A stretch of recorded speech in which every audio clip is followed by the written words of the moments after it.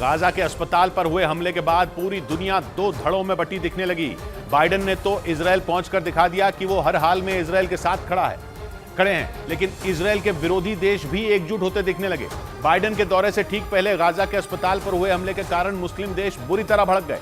यहां तक कि जॉर्डन और फिलिस्तीन जैसे देशों ने भी बाइडेन से मिलने से इनकार कर दिया, जिसके लिए वो जॉर्डन जाने वाले थे। लेकिन अस्पताल पर हुए हमले के बाद मुस्लिम देशों के निशाने पर इजरायल के साथ अमेरिका भी आ गया। बाइडेन अपने इजरायल के दौरे के बाद जॉर्डन जाने वाले थे, जहां जॉर्डन, मिस्र और फिलिस्तीन के नेताओं के साथ शिखर वार्ता रखी गई थी। लेकिन जॉर्डन ने अस्पताल पर हुए हमले के बाद बैठक रद्द करने का फैसला कर लिया। जॉर्डन के एक तरफा फैसले ने अमेरिका को चौंका कर रख दिया। अमेरिका को साफ संकेत मिल गया कि इस हमले के बावजूद बाइडेन ने इजरायल पहुंचकर मुस्लिम देशों को नाराज कर दिया, वो भी तब जब अमेरिका पिछले 10 दिन से पश्चिम एशिया के तमाम देशों को साधने की कोशिश में लगा है। इस काम के लिए अमेरिका के रक्षा मंत्री लॉयड ऑस्टिन और विदेश मंत्री एंटनी ब्लिंकन भी पश्चिम एशिया का दौरा कर चुके हैं। और 7 अक्टूबर के बाद से ही अमेरिका पश्चिम एशिया में अपनी ताकत बढ़ाने और बड़ी ताकतों को साधने की कोशिश में जुटा हुआ है, लेकिन अब तक उसकी ये कोशिश पूरी तरह नाकाम ही रही है, जिसमें सबसे बड़ा झटका तो उसे सऊदी अरब ने दिया। क्राउन प्रिंस मोहम्मद बिन सलमान से मिलने के लिए अमेरिका के विदेश मंत्री एंटनी ब्लिंकन सऊदी अरब पहुंचे थे, लेकिन ब्लिंकन के साथ सऊदी अरब के क्राउन प्रिंस ने ऐसा बर्ताव किया जैसे बिना कुछ कहे ही सब कुछ कह दिया। खबर है कि एंटनी ब्लिंकन को क्राउन प्रिंस से मिलने के लिए पूरे 24 घंटे का इंतजार करना पड़ा। सऊदी अरब पश्चिम एशिया के सबसे ताकतवर मुल्कों में एक होने के अलावा सुन्नी मुस्लिम देशों का लीडर माना जाता है, यानी सऊदी अरब की नाराजगी से अमेरिका को बड़ा झटका लगा।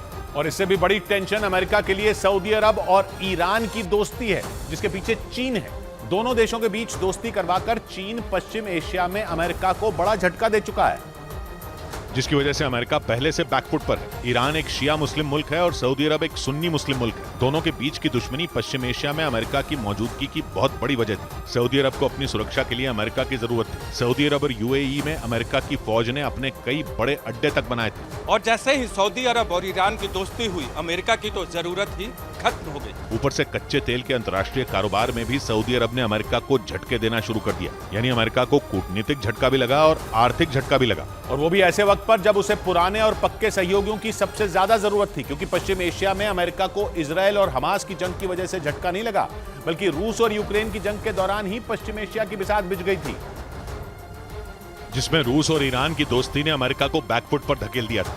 ईरान ने अपने खतरनाक ड्रोन और मिसाइलों की सप्लाई रूस को की, तो सऊदी अरब ने कच्चे तेल की कीमतें बढ़ाने में रूस की मदद की।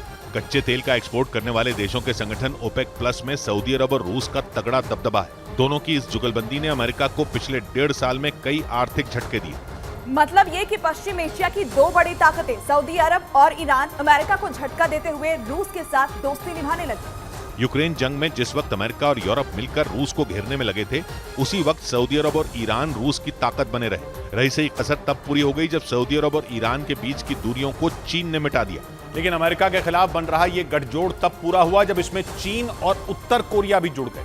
दक्षिण कोरिया की तरफ से दावा किया गया है कि हमास के लड़ाकों को हथियार देने में उत्तर कोरिया का हाथ था, और वही उत्तर कोरिया रूस को भी हथियारों की सप्लाई कर रहा है। उत्तर कोरिया के तानाशाह किम जोंग उन पिछले महीने ही रूस के दौरे पर गए थे, जहां दोनों देशों के बीच कई बड़े समझौते हुए थे। उत्तर कोरिया और रूस के रिश्तों के साथ ये तय हो गया कि अमेरिका के खिलाफ रूस के गठजोड़ में रूस, चीन, ईरान, सऊदी अरब और उत्तर कोरिया के अलावा पश्चिम एशिया के ज्यादातर मुस्लिम देश शामिल हैं। इन देशों के पास न तो हथियारों की कमी है और न ही आर्थिक रूप से शक्तियां कमजोर हैं। सऊदी अरब और ईरान के पास कच्चे तेल का भंडार है, तो रूस, ईरान, चीन और उत्तर कोरिया के पास खतरनाक हथियारों का भंडार है। यही वजह है कि अमेरिका पश्चिम एशिया को साधने में अपना पूरा दम लगाता दिख रहा है।